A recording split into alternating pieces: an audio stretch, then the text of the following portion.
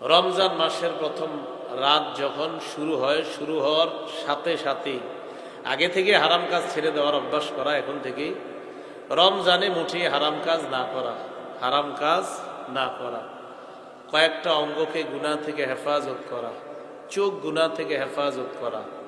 সহিহ বুখারীর বর্ণনা 6243 নম্বর হাদিস। ক্বালা রাসূলুল্লাহ সাল্লাল্লাহু আলাইহি ওয়াসাল্লাম, নবীজি বলেন, আল আইনানি তাজনিয়ান ফাজিনাহুমা আন-নাজ।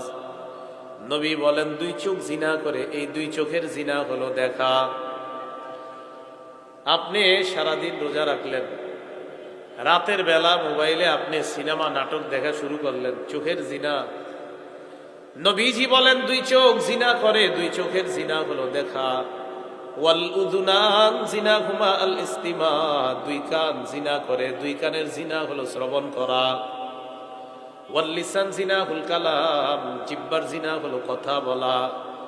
ওয়াল ইয়াদ জিনাহুল বাতশ, হাতের জিনা হলো স্পর্শ করা। স্পর্শ করা হাতের জিনা।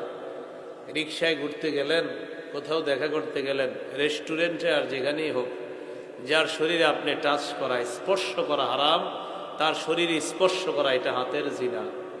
ওয়ার রিজলু জিনাহা আল খুতা, পায়ের জিনা হলো হেঁটে যাওয়া।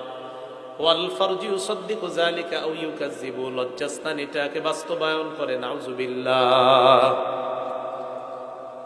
হাদিসের মধ্যে নবী বলেন, আল কলবু ইয়াতামান্না ওয়া ইয়াশতাহি, কারো সাথে আপনি কথা বললেন, কথা বলার পর মোবাইলটা রেখে দিয়ে কল্পনা করলেন, এটা কলবের জিনা।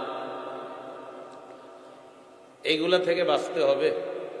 আল্লাহ আমাদের সকলকে হারাম থেকে বাঁচার তৌফিক দান করেন।